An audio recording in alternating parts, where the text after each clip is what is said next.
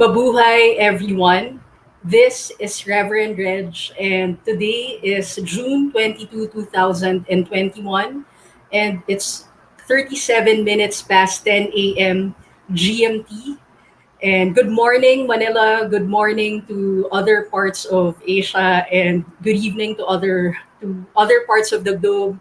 Today, I'm very grateful and excited because I have a colleague of mine who's going to talk about heart intelligence and why it's so important for us to develop the awareness about its power and what is its practical use in our day-to-day lives, especially for me personally, I really had to understand how to let go of my temper concerns.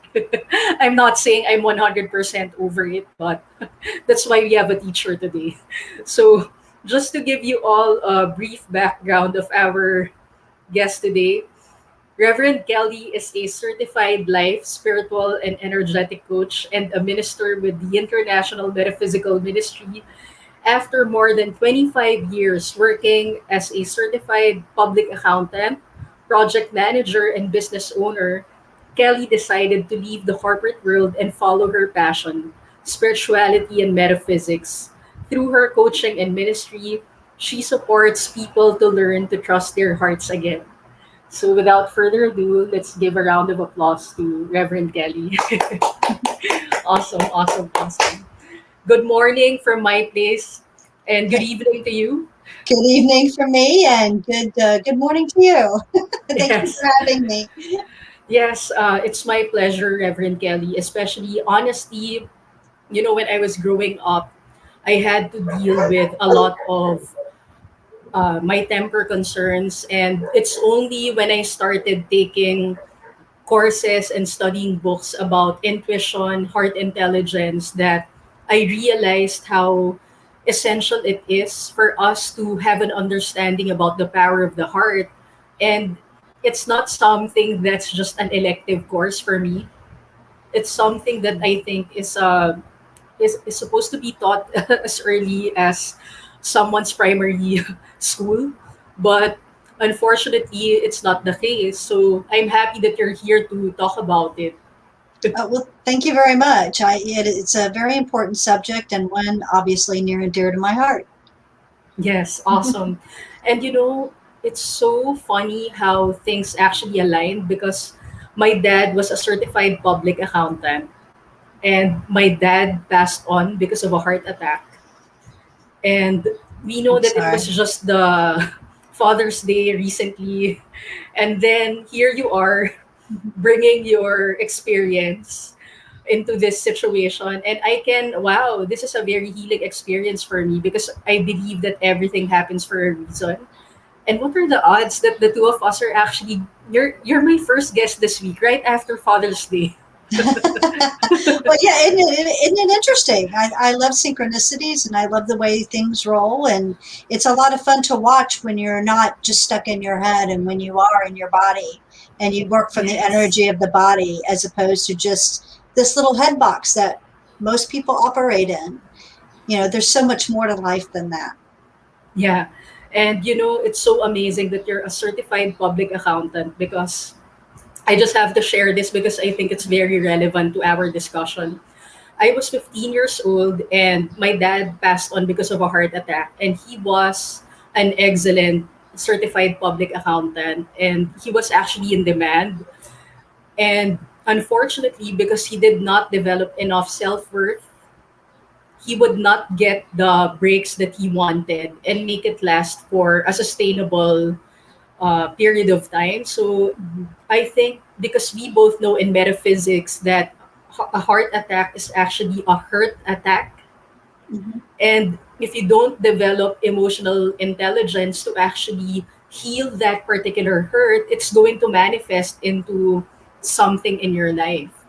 So Yes. uh, I'm very sure, Reverend Kelly, there must have been a reason why you were motivated to actually become someone who was going to focus on the heart, especially coming from a very corporate world. And we know that the corporate world is very cerebral in its orientation. It's very head brain oriented with its interaction with the office. Mhm. So was there any pivotal point why you decided, hey, I want to deal with my life metaphysically and I want spirituality to be the basis of how I'm going to live my life, even when you were in the corporate world? There truly was. My mother passed by taking her own life when I was 18. And so that really threw me into a tailspin, uh, questioning God, questioning religion, questioning all of it. And that stayed with me, even though at the time, I was in college. I got through college. I went into the corporate world, did CPA, did project management, did all of that. And I never was really satisfied. I always felt, let's just say for me, being a CPA is very soul sucking. It wasn't anything nurturing. It just felt like it was depleting me. And so as I continued through that, and I went through bouts of depression. For me, depression is going against yourself time after time after time until your body just says enough. We actually betray ourselves by doing that. So anyway, I think I just kind of got to a point where it was so, I just felt so kind of worthless in the work that I was doing, that it didn't really support and help the world, that, you rush to get stuff done. People look at it once, then for taxes, and then it's just paper after that point. And I just didn't feel like I was doing anything that benefited the world or even benefited the people around me, not to mention myself. Yeah, amazing. And I'm sorry to hear that your mom passed on with that kind of incident. Mm. And please bear with me because I'm still learning how to be compassionate, especially with birds. No worries, no worries. It's now at this point in time, it's something that happened in my life, and yes, it had a deep, profound effect on me. There's no doubt about it. However, you know, after so many years, I'm not going to say I got over it. You don't really get Mhm. over something like that. I just feel like I have successfully dealt with the trauma of it Mhm. and have kind of moved past it, but it is still a very deep part of me, one that influences me to this day, and is part of my another mission that I have is to make suicide a thing of the past. And so that's something else that I do as well. That's all. It all folds into this idea of being in the heart and operating our world from the heart. uh, we have so much more power in our body and in our heart and in our gut than we do in our head. And we're taught, live from here up, don't pay attention Yeah, to your yeah, body unless it's the way it looks, or it's in pain. Just don't pay attention to it. And yeah. that means we don't listen to our emotions. We set them aside. We don't listen to ourselves. We don't listen to our intuition. We don't trust ourselves. And it's all because, in my opinion, that we're raised to operate from a very logical only point, just from this head only. Wow, I'm so grateful that you actually mentioned a lot of things that truly resonated with me. The first one is you talked about depression is going against yourself many times over until your Mhm. body can't handle it anymore. And then the next thing is you felt that as an accountant, it was all paperwork.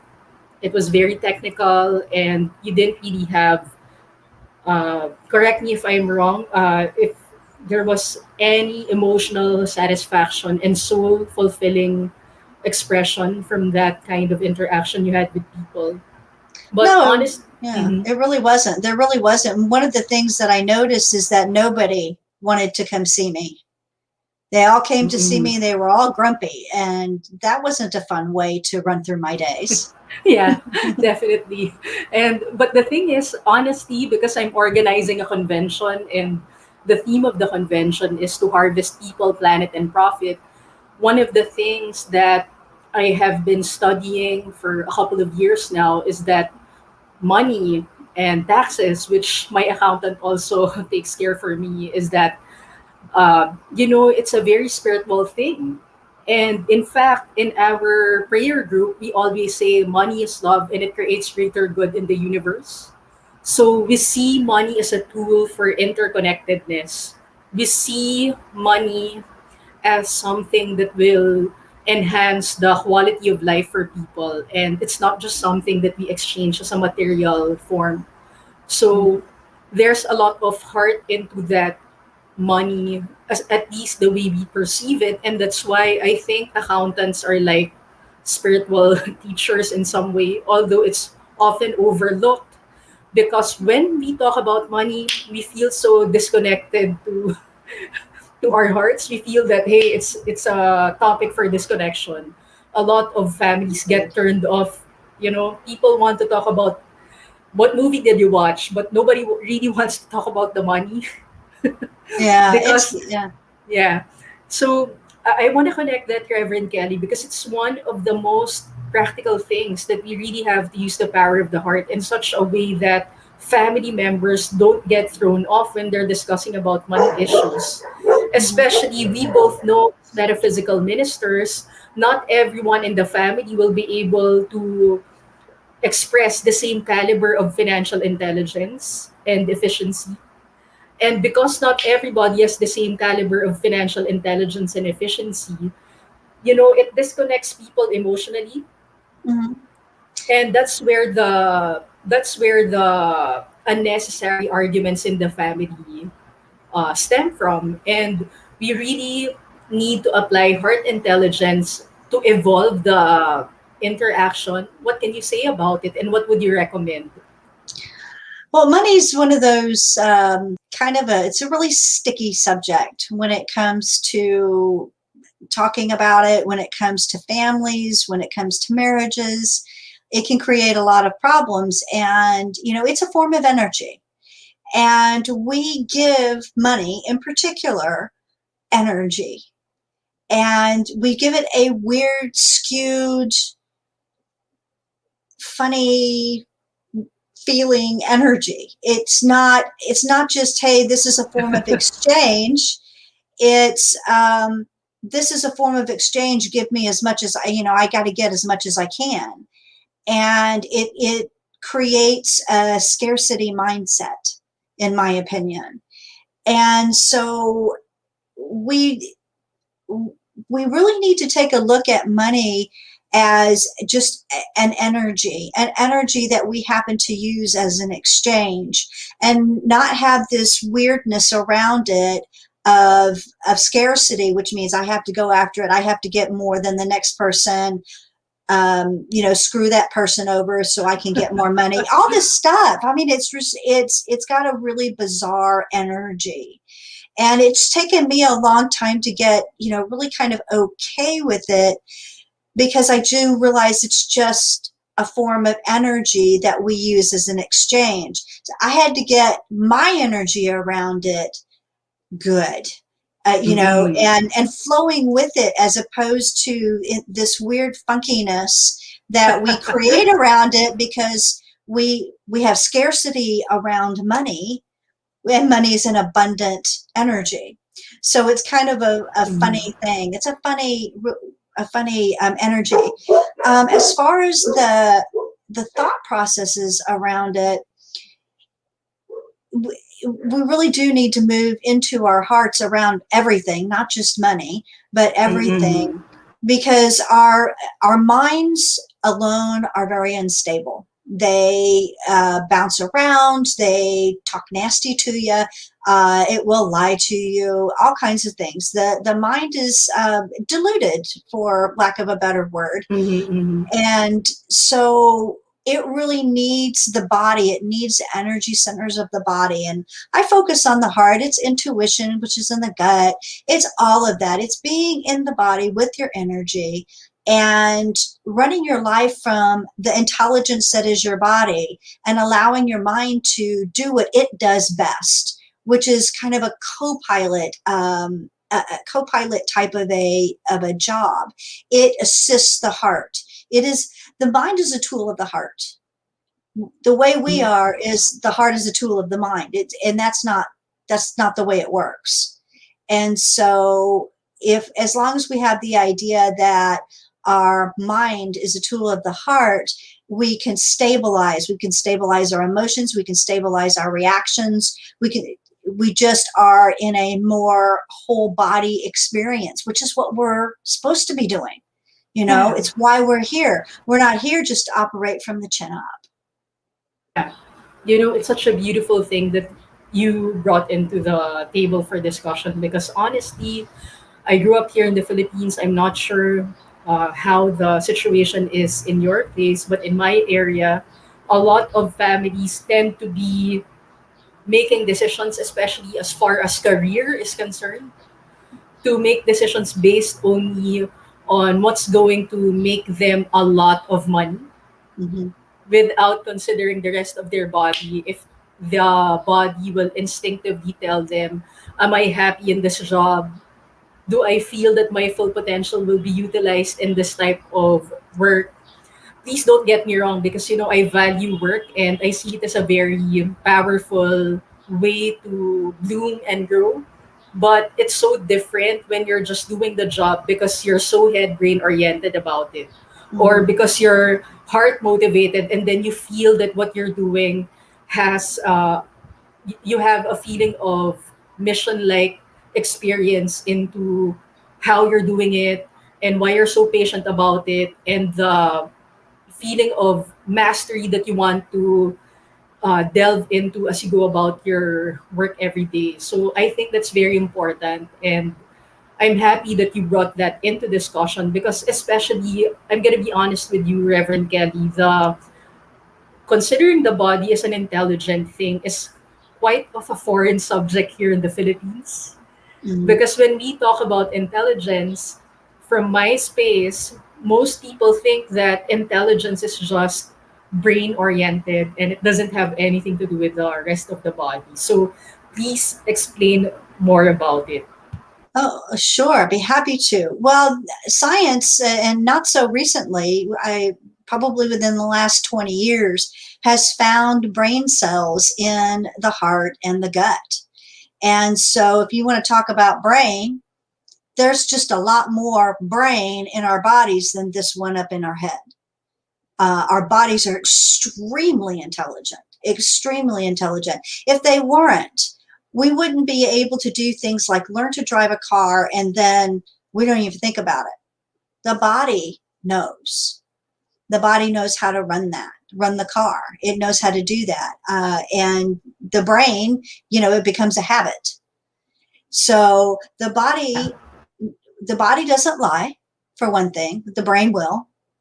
Rather, I should say the mind will. The brain is actually the organ. The mind will lie. The body will not. And so, if you ever have choices to make, that's why we kind of think, what does my whole body feel like? What does my heart feel like? What does my gut feel like? Really listening to that, it is so very important. It makes all the difference in the world in you following what the energy and the flow of your life is meant to be, or you can choose to run your life from your brain, your mind, and you will do what your mind decides it's going to do, and then you run your life in a way that doesn't serve you. Like me going and getting my CPA and working in the CPA didn't serve me. It wasn't what my passion was. It was at the advice of someone who wanted me to get through school and said, after 4 years, you're just going to want out. And so I ended up doing something that was against me. The body, and I think it's a foreign concept to everybody. I don't think it's just where you are. Mhm. The body, it's a whole. We're supposed to live a whole body experience. We're not supposed to just live from the chin up, like I was saying earlier. It's a whole body experience. And so if you leave the bigger part of you out of the equation, then who are you serving? You're serving your mind. Yeah. because you're certainly not serving the energy of your body. You're certainly not serving the path of your soul, because your mind doesn't care about your soul. Your body does, but your mind doesn't. So what I would say to those people is that there are brain cells in many parts of the body. It's not just the brain in our heads. Yeah. The It's we such a have beautiful thing. mhm. Yes. Thank you for mentioning that, Reverend Kelly. And we have some viewers here, Dr. Ro Guzman, watching from the capital city of the Philippines, and Ian Joseph Nubla, Mabuhay. So it actually means live and go beyond existing. So Lovely. it, yeah, thank you for that. So it's such an amazing thing that you brought up, that we have brain cells scattered in different parts of the body. And it's a new concept to me that the soul cares about our body, but the mind doesn't. And it's such an important thing to realize, because in metaphysics, we talk about the mental equivalent of whatever disease or discomfort a person has in the body. Mhm. And this is something that it's not really new, because we know our ancestors knew these things. But then somehow allopathic medicine was in picture, and then a lot of things got lost in translation. So Mhm. now a lot of people think that when you talk about metaphysics and energetic healing or spiritual healing, those things are just alternative forms of healing compared to allopathic medicine, when in truth they're actually something that can work hand in hand for faster recovery. So, what do you say to your clients, Reverend Kelly? Especially, this might be a new thing for them. So, how do you go about explaining to them that whatever physical discomfort that they may have, it may also come from their erroneous thinking patterns that they might have developed over time? Because, like you mentioned earlier, depression is going against yourself over and over again, Mhm. and until the body couldn't take it anymore. Yeah, it's it's a long conversation if I'm starting with someone who really doesn't look at the body and its intelligence. If they're really a very mental person, and a lot of them, I can't tell you how many people I've talked with that don't even want to look into their hearts. They're like, no, I can't do that. No, I'm not going to. And so it's an interesting conversation. The majority of the people that I talk with and that are my clients are at least somewhat aware that there's so much more to life than just this little brain box and this tunnel that or trough, I should say, that they've been put in for their life. They just know that there's something more. So they're open to the more conversation. From there, I can talk with them about a number of things, take them through a number of different types of visualizations that focus in different places in the body and help release some of the pressures and the pains and the tightness, the restriction, the resistance.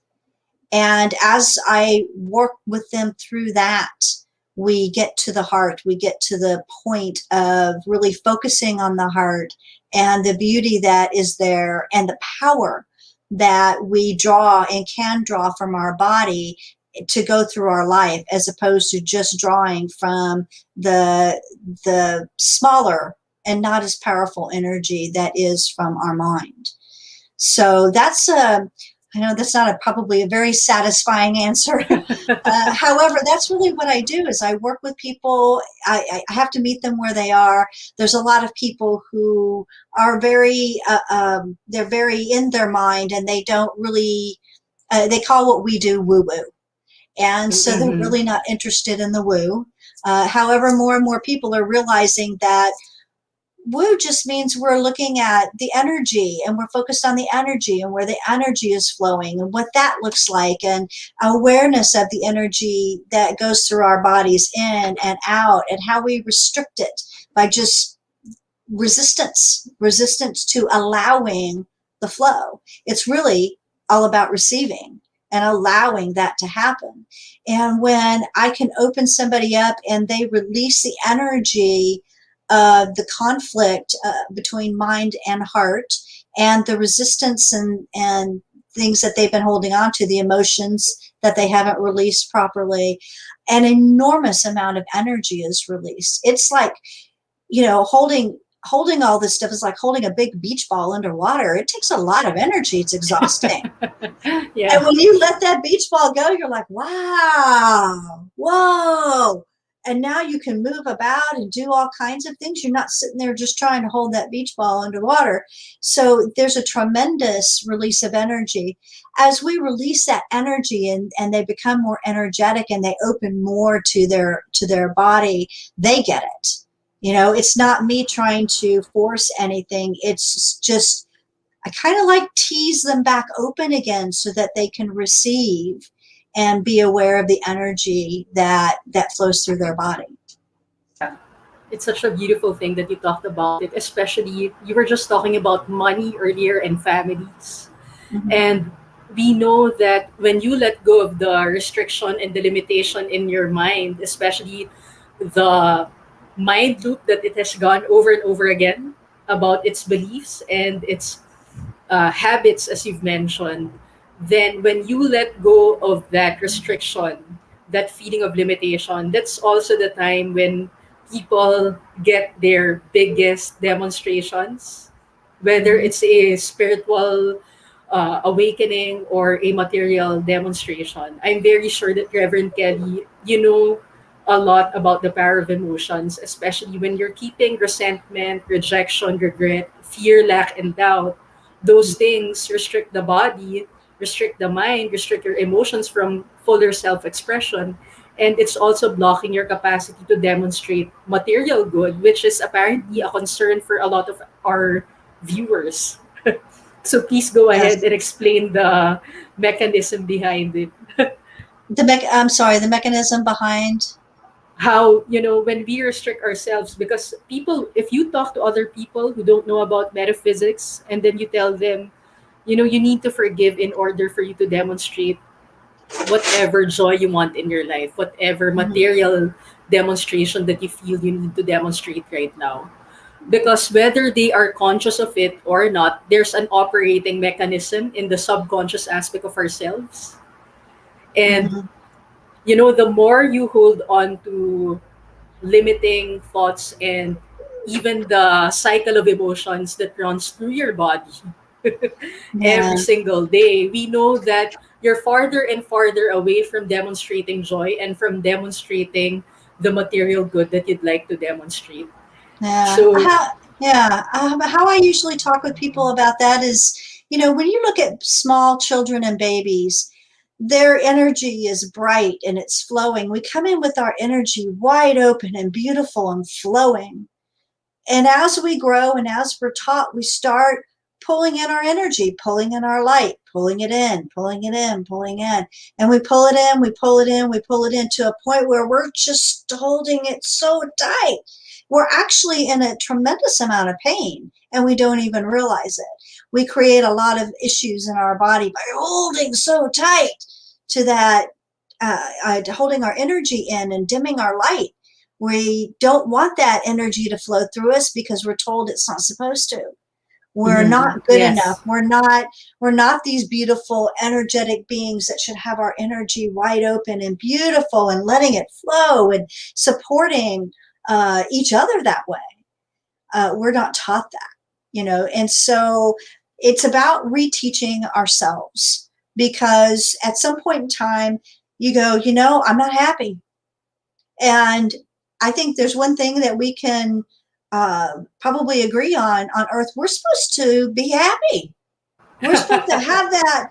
We're supposed to have joy in our lives. We're supposed to yeah, support each other and create community and spread love, not yes, this unconditional stuff they call love. That's not love. There's an awful lot of not love out there. But yeah, it's about getting to a point where you're like, okay, something's wrong, and you start looking inside. You start going and going, wait a minute, mhm, I'm living all up here in this little box in my head. What's going on with the rest of me? yeah, And it's usually pain. of some sort, whether you're bottling emotions or you have a physical pain. There's all kinds of things you can do there. But yeah, it's about opening that up. The emotions are going to come out no matter what. One way or another, they either come out explosively or they create disease in your body. And so Mm-hmm. it's about relearning, because we've been kind of programmed to live our lives from our head. And so it's about going, okay, there's a realization there. You have to accept that realization at some point and then go, okay, now what do I do? And then you start going, okay, I need to have the focus of my consciousness coming from my body, not from behind my eyes, not from my mind, but really from my whole body. Amazing. And one of the things that I truly resonated with what you just mentioned is that we're supposed to live joyful lives here in this time space reality. But apparently, for a lot of people, it has become acceptable to suffer because their fundamentalist religion says that they have to suffer in order to go to heaven. Uh, and we know that and other belief systems, they would even tell their followers, if you're sick, you just offer it to God. So imagine who wants to actually get well when somebody tells you that getting sick is actually a virtue and that you can even offer your sickness to God in order for you to be holy and go to heaven. So it's so fun. We're laughing right now, Reverend Kelly, but we know that this is really happening. Oh, no, it's true. Just a quick little story, if I might, about being sick. Just accepting whatever's going around. I was in Hawaii with a group of women some years ago, probably about 12 years ago now. And I was we were all staying in this big house, and we, having this week-long thing. And it was, going to be a lot of fun, right? Right on the beach, that kind of thing. The first night, one of the ladies in the very top back room got sick, and I mean sick, like throwing up, ugly sick, not just little sniffles and stuff like that. And before you know it, her roommate was sick too. And then the next room over, they got sick. And, there's 3 rooms upstairs. All of them got sick. And then the people that were downstairs, they all got sick. And pretty much all of them were sick. I was at this, maybe it might have been a couple of days before we were going to leave. And I'm asleep, and I wake up to feeling, and I've never had this experience before and haven't had it since, to actually feeling whatever this, crud was come into my body. I actually felt it come in. And when I felt it come in, and me at 3 o'clock in the morning is like, I don't think so. Get out. And it did. Now, I tried to come back a few times. I actually kind of felt it. It felt like it bumped up against me a few times. Are you sure I can't come in? Yeah, no, go. I didn't get sick. And Awesome. what I learned from that is that we have a tremendous amount of power just in our thought process around accepting what's going around. I think I'm getting sick. You just accepted it. Mm-hmm. And so I just don't accept it. I rarely get sick.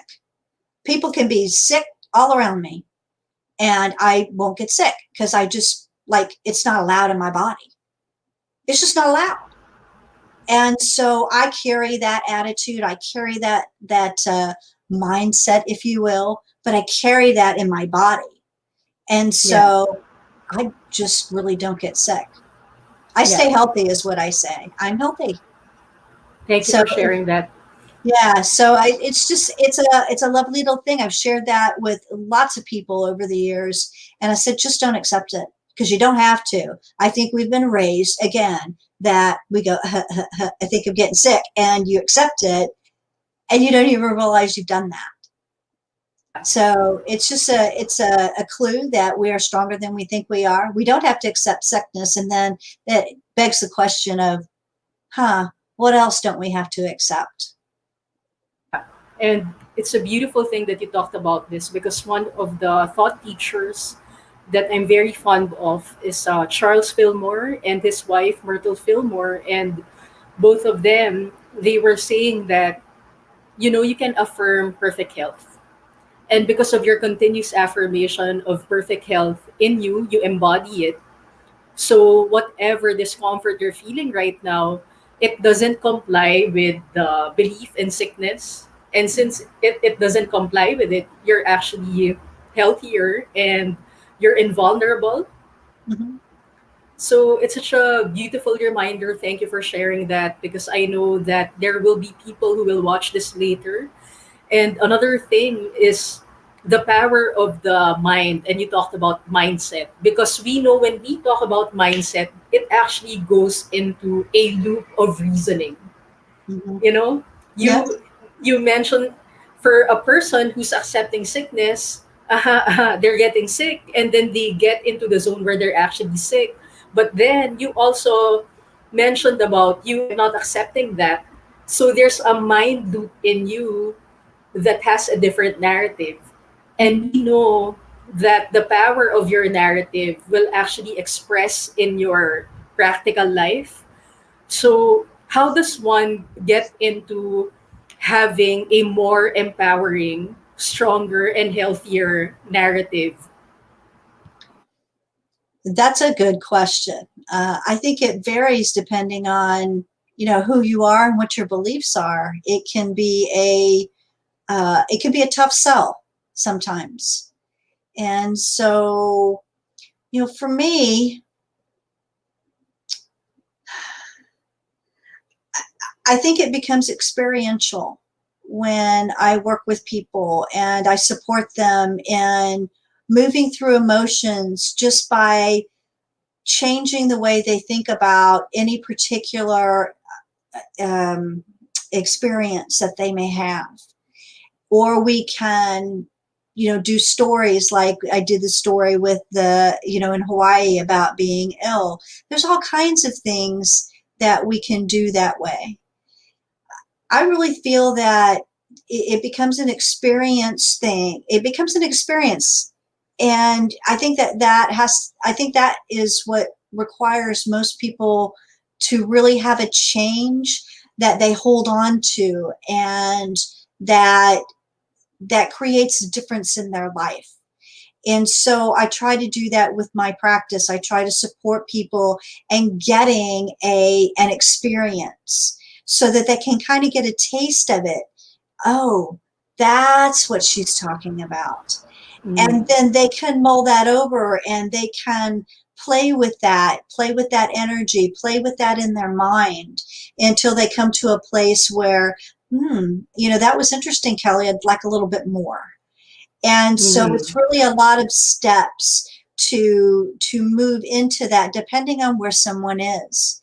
And so I really do work with an experiential type of I don't even know what to call it at the moment, experience, just an experience to help shift what they know yeah, to be true and create a little bit of uh, something for them to think about and something for them to mull over so that they can start accepting something different. And so that's really the mindset that I talk about, is that we have a limited and almost stuck mindset most of the time. So it's kind of about jiggering that open, and maybe you can move something in there, maybe you can move a little energy in there or a little different type of an experience in there so that they kind of have to deal with that. And that's kind of how to open those doors and open the minds so that we can create the full body experience for the rest of their lives. beautiful.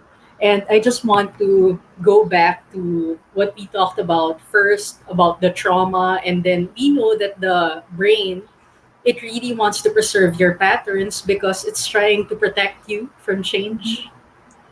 And if you're not developing your awareness that you have a habit of thinking, habit of feeling, habit of speaking, because in metaphysics, we also talk about metacognition, having the awareness of why am I thinking this way? Why am I feeling this way? Where did I get that programming? We know, Reverend Kelly, that for our most of our growing up years, we were indoctrinated into the school system, the religious belief systems, and we didn't really have the time to pause and ask questions. Why am I thinking this way? Why am I feeling this way? Why do I instinctively respond to circumstances this way?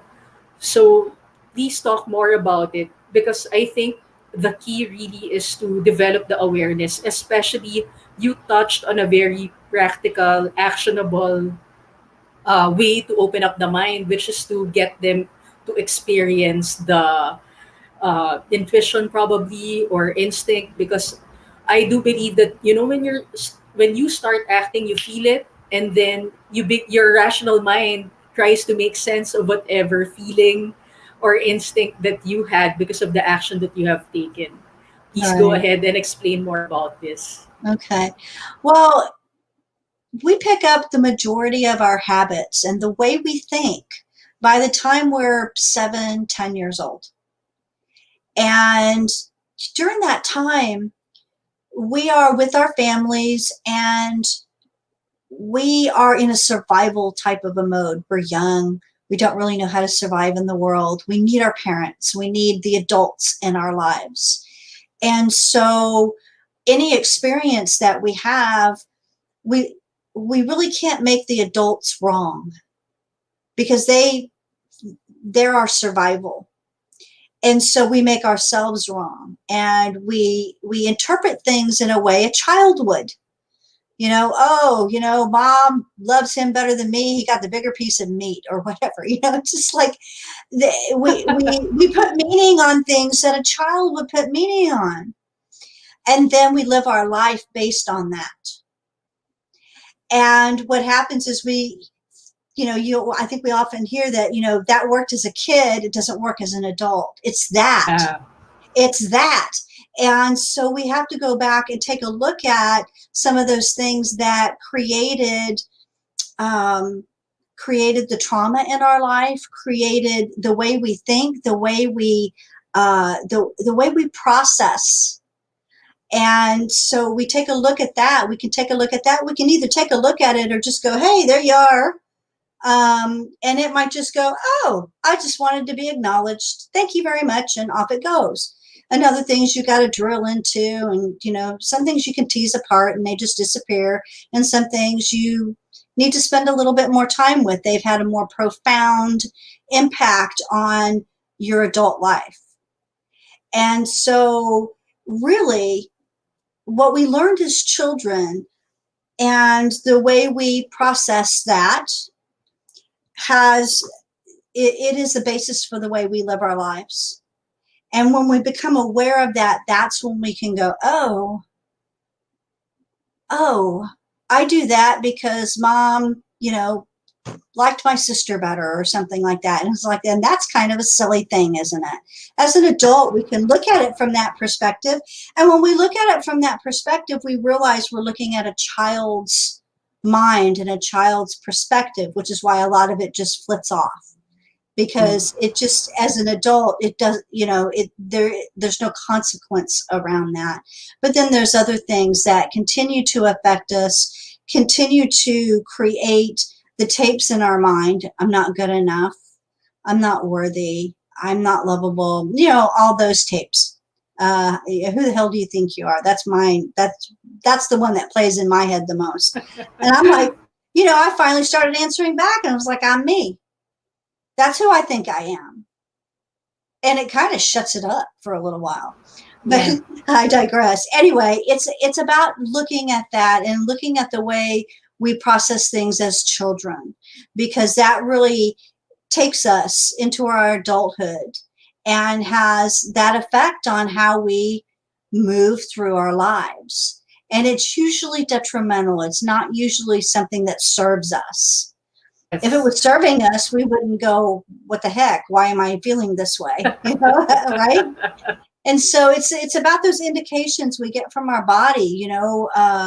Waking up in the morning, you go 3 steps, and all of a sudden you're feeling, oh, I just feel awful. I feel bad. And you haven't taken 3 steps in your day, and you're already full of anxiety. Why is that? That's something from likely, well, it's certainly a habit, and likely from your childhood. Not necessarily, but likely. And so it's about really just catching, it's catching your feelings. When you can catch things like that, you go, oh, what's going on there? And then you start teasing that apart, right? So yeah, so it's about, yeah, it's awareness. It's really what it comes down to. It's simple awareness, aware that we are so much more than our, the mind and the head, aware that things that happened to us 30, 40 years ago can still have a profound effect on how we face the world. Yes. Especially if we don't have confidence, especially if we don't feel like we're good enough to do. The imposter syndrome comes from that. It all comes, it comes from these places where we have not been authentic within ourselves. It's a personal integrity that you're looking for. And if you have it, and if you don't. And so if you don't have it, start taking a look, start looking at what's going on. And when you feel bad, and go, what is that? Why is that there? And take a look at it. First, I want to acknowledge what you mentioned about, most of your programmings, it's most likely it came from your childhood experience. And at the same time, we're just both blessed that we have entered a paradigm that was more expansive, because I still deal with a lot of friends, family members, and colleagues, even old classmates, that still go into the space where it's perfectly acceptable to say that money is scarce and that poverty is everywhere. But we both know, Reverend Kelly, it's just really a matter of consciousness. Mm-hmm. And it's a matter of, are you truly resonating with that idea? And we both know that no matter what particular state you are in right now, when you go through the process of being aware that your particular habitual thinking, feeling, speaking, and interacting is causing your life experience, whether you're satisfied with it or not, it really has a lot to do with first recognizing, why am I believing this way? Where did I pick that up? Did it come from my childhood? Did it come from my interactions with friends that I have this deeply embedded belief in me? So I think for us, we're so blessed because we allowed ourselves to get into the place where we can actually check for ourselves why we had those kinds of beliefs, especially like what you mentioned. You didn't really feel emotionally satisfied with your corporate job before as compared to what you're experiencing now. Mm-hmm. And because we know as a child, you didn't really have the opportunity to fend for yourself. So it was convenient to just accept everything that was being thrown at you. But as an adult, we know that the soul longs for fuller self expression, Mm-hmm. and it wants to be acknowledged, like you mentioned. And the beauty of what you just said, there are parts of you that can just say, hey, I acknowledge that, and you can let it go. But Mm-hmm. there are parts of you that need deeper healing, or whatever uh, whatever process is in need to be able to correct that erroneous pattern. So, how does one go about into a deeper self introspection for you, Reverend Kelly? I think there's lots of ways to do it. One of the ways that I support my clients is to move that consciousness, that conscious awareness from behind the eyes into the body. And I have a technique to teach this. It's, again, a habit. And so it's about a change of habit. And how can you change that?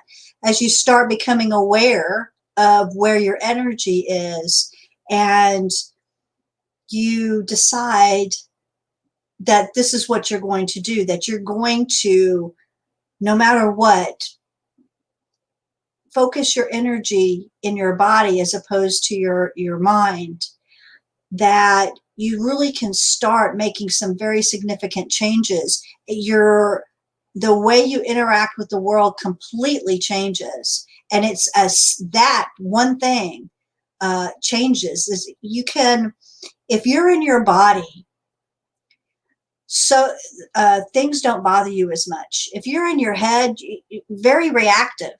Oh, I'm sitting here for an hour waiting for this doctor's appointment. Who the hell does he think he is? Whereas, you go into your body and you think, maybe he had an emergency this morning, and this is just merely an inconvenience for me. I can be inconvenienced for a while. I've got a little bit more time. I'll just sit here, read a book, read my phone, whatever. It's a very different reaction to the same circumstance. And it both happens within you. I was bouncing back and forth. I was watching myself bounce back and forth when I had taken my dog to the vet, which you can't go in. It was supposed to be 20 minutes.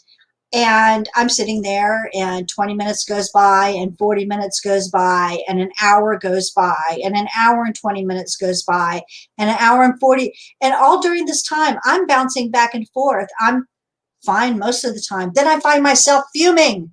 I'm like, how much longer is this going to take?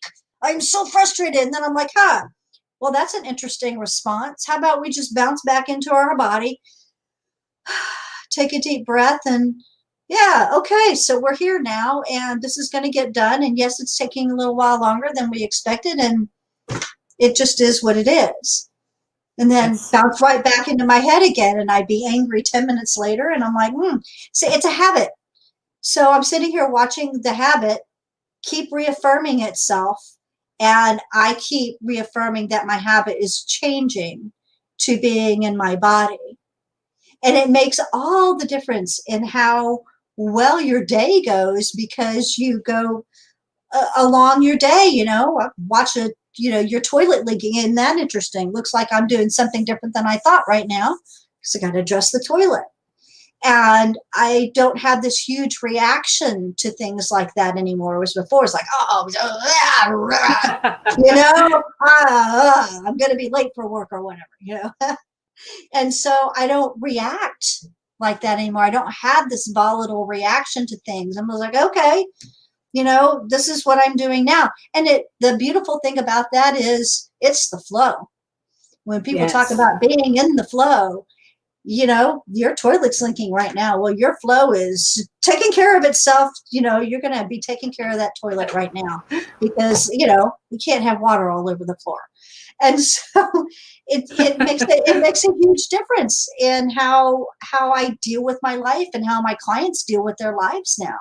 And I got to tell you, when you come home after a day of being in your body, you're already relaxed. There's no need for, the glass of wine or the drink, or if you're in a, state that it's legal, marijuana, whatever, you don't have any need for that, because you're already in a very calm, peaceful, happy state. You just want to be with your family and your friends and your community and enjoy their presence. And that, to me, is a, that's a beautiful life. I don't want to be, I don't want to be in a life where, the light's taking too long to change and I'm mad about it.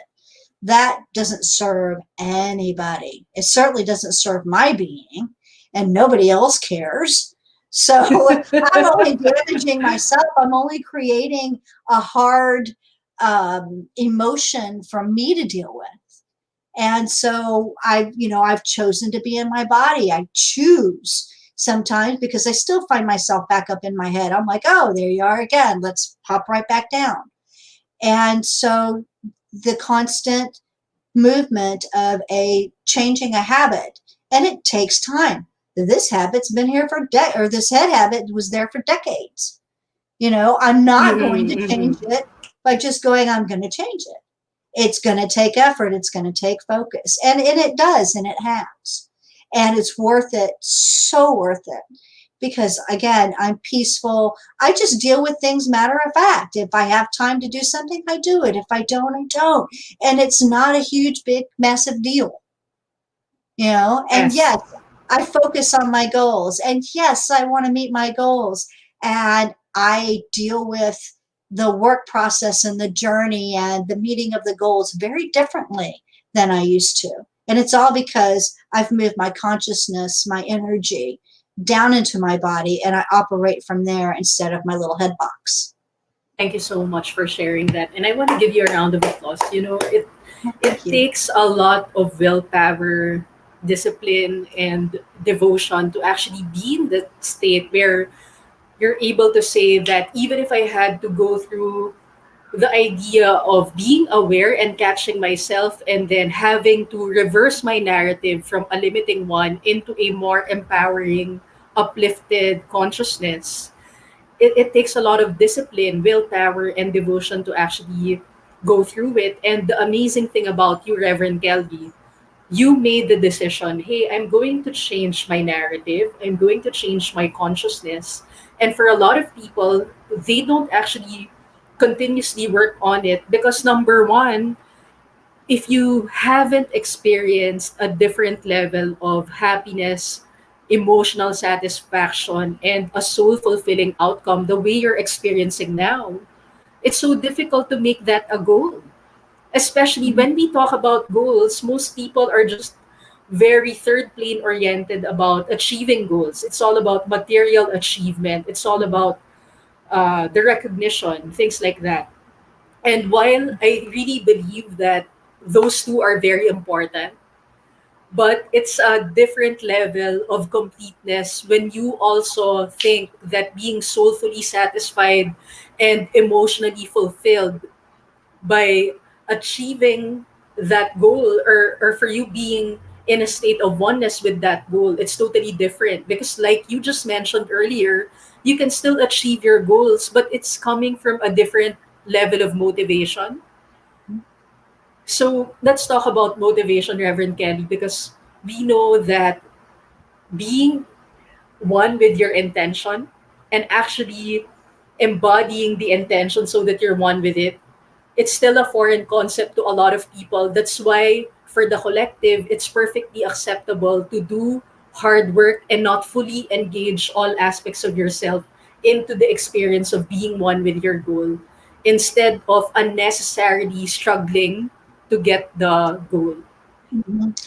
Yeah, that's a focus spread, right? We disperse our focus in a lot of different things, and so when you have a situation like that, you've actually just you've spread your focus around because you got to do the thing you need to do for your money, and then you've got your whole body telling you there's something else going on, there's something else you want to do, whatever it is, because very rarely, if you're just focused on something for money, are you going to have a true motivation.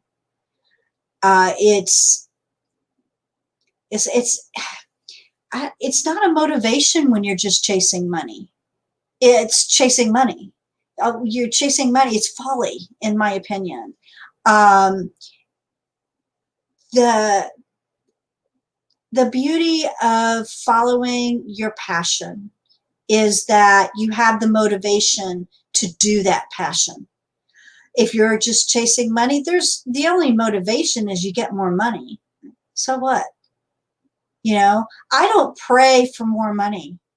I pray for what I want because money is simply a tool to get things that I want. And so I pray for what I want, never for winning the lottery, and never for getting more money for whatever. It's always about what is it that I want, huh? I'm sitting in my big lazy boy chair, and I'm thinking, I have a small living room. Wouldn't it be interesting if I had one of those glider chairs that certainly has a smaller footprint? And I'm just sitting there thinking that would be interesting. You know, 3 days later, I end up with a glider chair somebody gave me. It's like that. Um, it's a curiosity. It's a joy in the wonder of things. I wonder what it would be like. I wonder what it'd be like to have that. It's not a clingy thing. It's not a desperation. And one of the things people do out of with money is it's a desperation.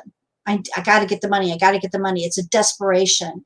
And with that, you have that desperation. That desperation actually pushes whatever it is you're looking at away from you. And we don't realize the mechanics of energy to pull things towards us. And so, with motivation in the right place, coming from our bodies, coming from what we truly love, it's gonna come to you because you love it, because you are that vibration. And we know that like attracts like. We know that energy Mm. attracts like energy and complementary energy. We know that. And so being in the motivation of something that you really love and that you really want, you're in that vibration. If you're just chasing money, you're not in that vibration. You're probably pushing it away. And very interesting. You think, oh gosh, I'm going to do all that I can to get money, and you're actually energetically telling it to stay away. Yeah, it's an interesting thing that you mentioned about just being in that space of doing what you love to do, because I have been living my life from that basis, doing what you love to do, loving what you do, and loving yourself better. Because I know, honestly, for example, I moved out of the family home, and of course, there's the third plane thing that you have to be aware of, and you have to pay the rent, you have to pay the Mhm. bills. Yes. And we know that, of course, those things are very important. So how does one balance now where I'm doing what I love to do, but at the same time I don't have the momentum yet in doing what I love to do, and then I have to pay the bills, but here comes a third plane job that pays well but can actually help me pay for the bills? And how do I simultaneously do what I love to do? I have my own take with things, but I want to hear yours, Reverend Kelly, because it might benefit our viewers. Yeah, I think there's a lot of ways to do it. It, it's true. We live in a world that requires money. I just tell God, I need a way to support my family very well. And I got to have money here. What you say? Let's get with it. Awesome. And so yeah, it's never failed ever. I have never been dissatisfied with what the universe has brought me, and that doesn't always mean all my bills are paid that month. It means that the universe, God, I source, any words you want to use, will bring to you what you ask for. And you have to ask, well, you don't have to, you can ask any way you want, but a genuine ask that comes from your body and it really comes from your being. That is an energetic match to what it is that you're requesting. So when you can match that energy, you'll get it. It's universal law. If Mm-hmm. you are in that state of desperation, you are literally energetically pushing it away, because desperate energy is not the same as abundant energy. And if you want things to occur in your life, if you want the beauty of life to uh, wrap itself around you, you need to be that energy. You need to be the energy of life. You need to be the energy of you. I mean, that's who you are. We are all individuals. We are all unique. We all have beautiful gifts to give. And when we honor that, then everything we need shows up, and that includes money to pay the bills. When we, Beautiful. yeah, when we don't honor it, well, we see a lot of that. And apparently, it's the collective experience for the Mhm. majority. Yes, it And is. so, anyway, I want to share this because I was in college, and then the World Bank had an essay writing contest.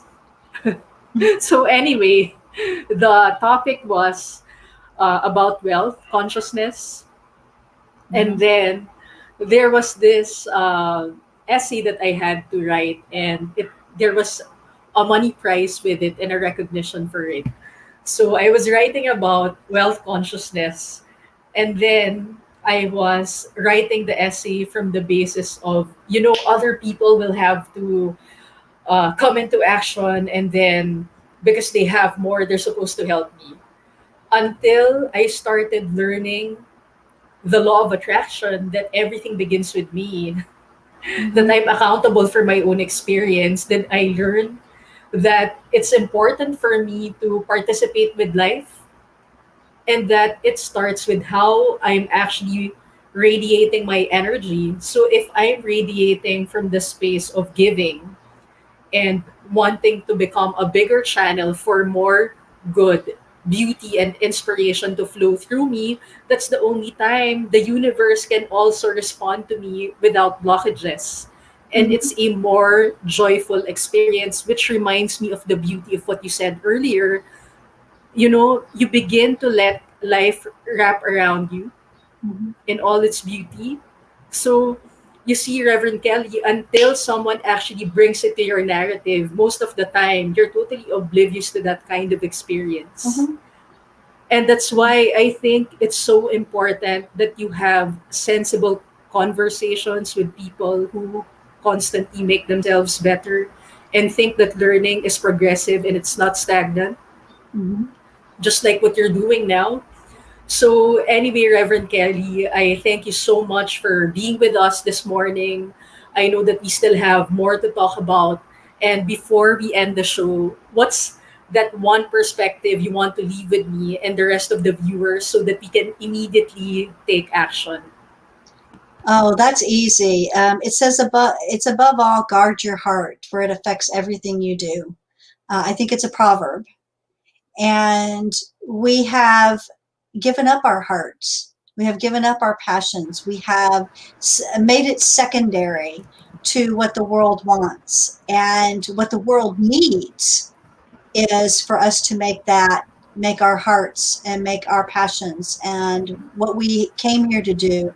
We need for you to be that, because that's the piece that creates the world that we all really want. We all want the same things. We all want love. We all want community. We all want joy. We all want to live the best way that we can live, and from our hearts and from our bodies. And so that's what the world needs. It desperately needs that.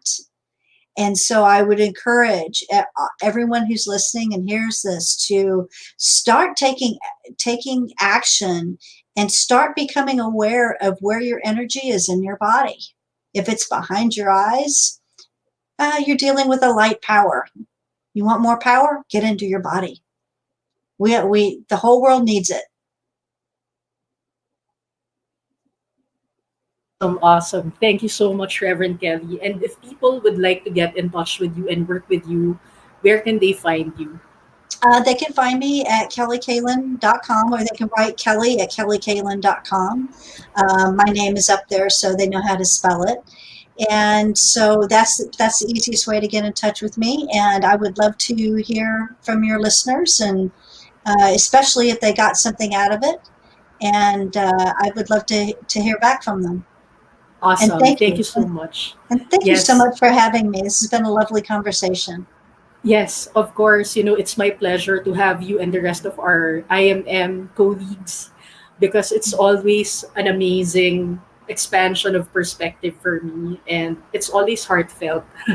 So Yes. I'd like to you want to have more heartwarming conversations and really talk about the things that we feel are truly occupying our space. And Dr.